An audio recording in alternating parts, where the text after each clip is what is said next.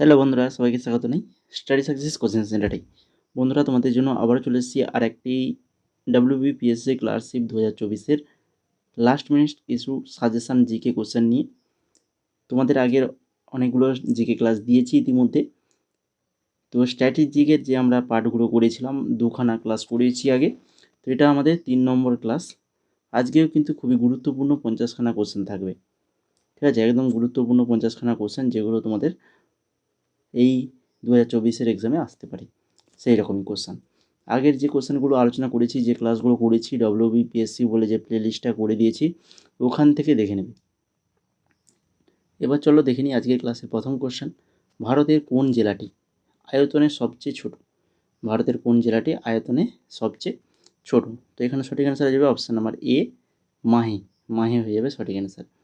প্রথম কোন প্রতিবন্ধী মহিলা মাউন্ট এভারেস্ট জয় করেন? প্রথম কোন প্রতিবন্ধী মহিলা মাউন্ট এভারেস্ট জয় করেন? তো ইনি হয়ে যাবেন অরুণিমা সিনহা। অরুণিমা সিনহা, যিনি কিন্তু প্রথম প্রতিবন্ধী মহিলা মাউন্ট এভারেস্ট জয় করেছিল। লেভ। লেভ কোন দেশের মুদ্রা? লেভ যেটা হচ্ছে বুলগেরিয়া। বুলগেরিয়া দেশের মুদ্রা। ডান্ডিয়া। ডান্ডিয়া কোন প্রদেশের বিখ্যাত নৃত্য?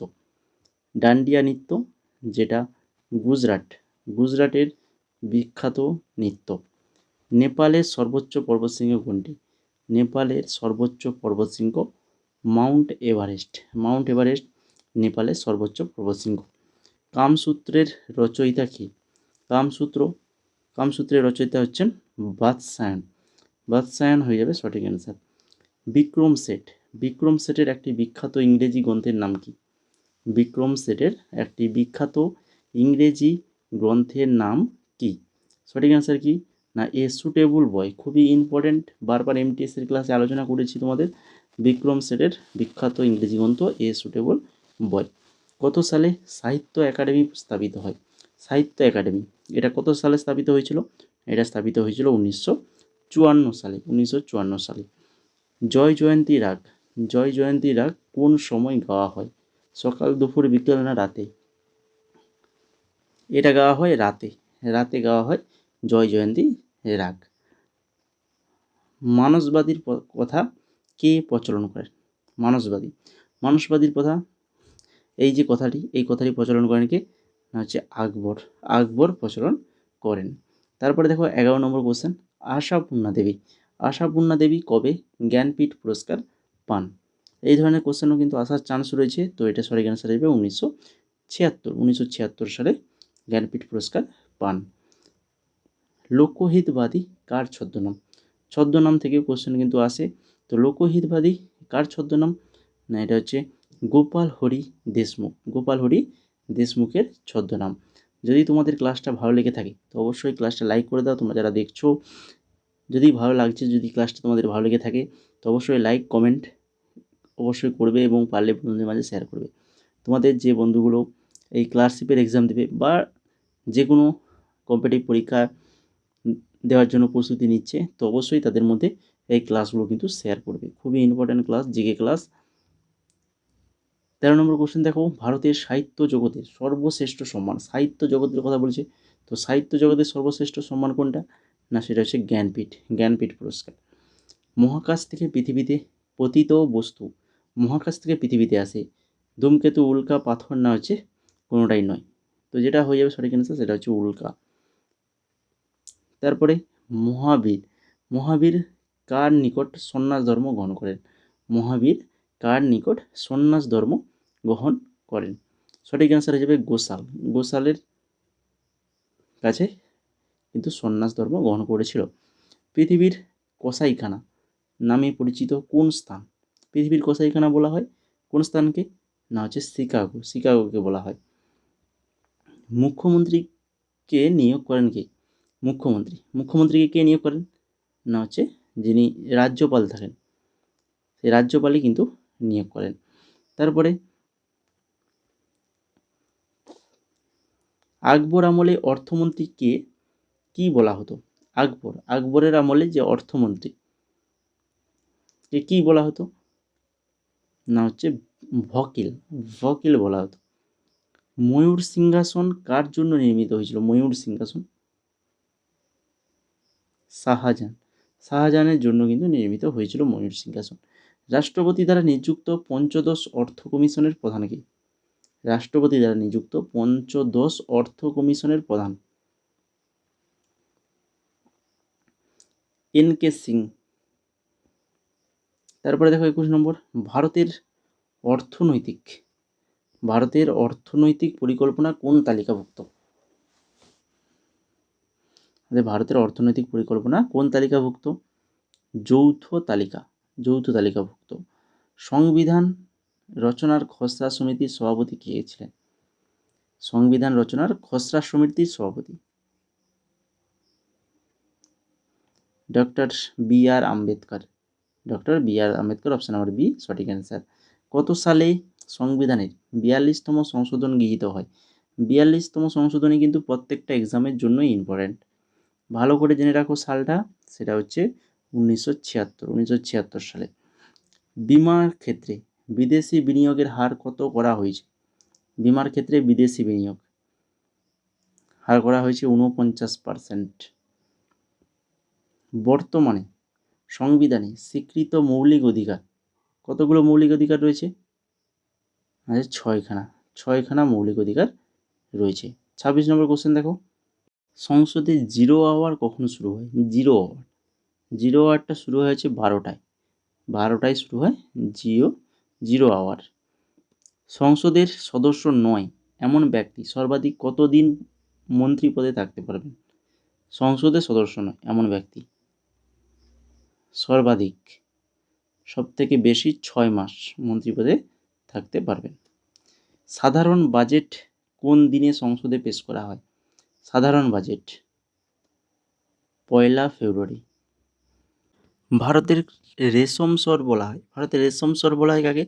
না হচ্ছে ভাগলপুরকে ভারতের রেশম শহর বলা হয়। ভারতের জনবিরল কেন্দ্রশাসিত অঞ্চল কোনটি? ভারতের জনবিরল কেন্দ্রশাসিত অঞ্চল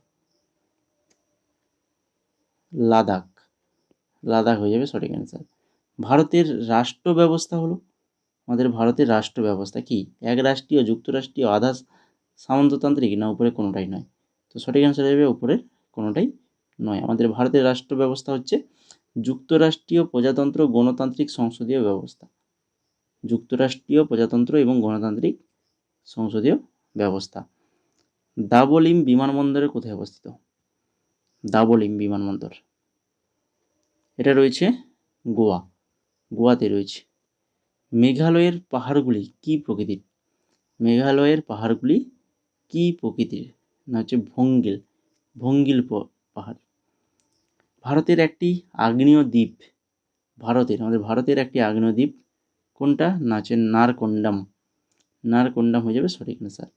লক্ষণ সেনকে পরাস্ত করে বাংলা দখল করেন কে?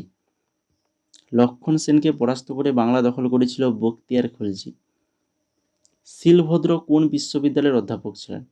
শিলভদ্র যিনি নালন্দা বিশ্ববিদ্যালয়ের অধ্যক্ষ ছিলেন। কনিষ্ক কোন ধর্ম গ্রহণ করেন? কনিষ্ক করেছিল বৌদ্ধ ধর্ম গ্রহণ করেছিল। চিরস্থায়ী বন্দোবস্ত কোথায় চালু হয়? চিরস্থায়ী বন্দোবস্ত প্রথম চালু হয় বাংলায়।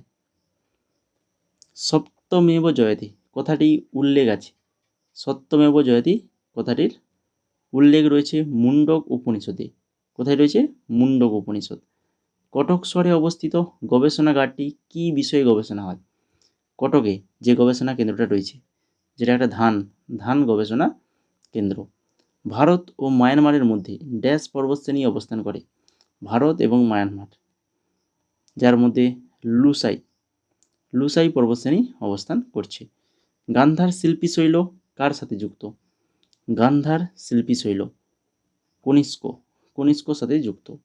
নিচের কোনটি থাইল্যান্ডের মুদ্রা কোনটা? সেটা হচ্ছে বাত একটি থাইল্যান্ডের মুদ্রা। অটোমোবাইল কারখানা থেকে নির্গত কোন বর্জ্য পদার্থের কারণে ক্যান্সার হয়ে থাকে? লেড থেকে। অক্টোপাসের হৃৎপিণ্ডের সংখ্যা কয়টি? অক্টোপাসের হৃৎপিণ্ডের সংখ্যা হচ্ছে 3টি। গৌতম বুদ্ধের জন্মগ্রহণ করেন কবে? গৌতম বুদ্ধ জন্মগ্রহণ করেন খ্রিস্টপূর্ব 563। এগুলির মধ্যে কোনটি একটি কুলপঞ্জি বর্ণিত বৌদ্ধ গ্রন্থ? সেটা হচ্ছে দীপবংশ। ভারতের কয়লা প্রধানত ড্যাশ? ভারতের কয়লা প্রধানত বিটুমিনাস। ফল পাকাতে নিম্নলিখিত কোনটি ব্যবহৃত হয়? ফল পাকানোর জন্য ইথিলিন ব্যবহার করা হয়। মাস্টারদা নামে কে পরিচিত? খুবই সহজ কোশ্চেন, সবাই পারবে, মাস্টারদা সূর্য সেন, তাই কি না? তো এই ছিল মোট ইম্পর্টেন্ট 50খানা কোশ্চেন। তোমাদের যেটা সহজ মনে হচ্ছে, কিন্তু সবার তো সহজ মনে হতে পারে না।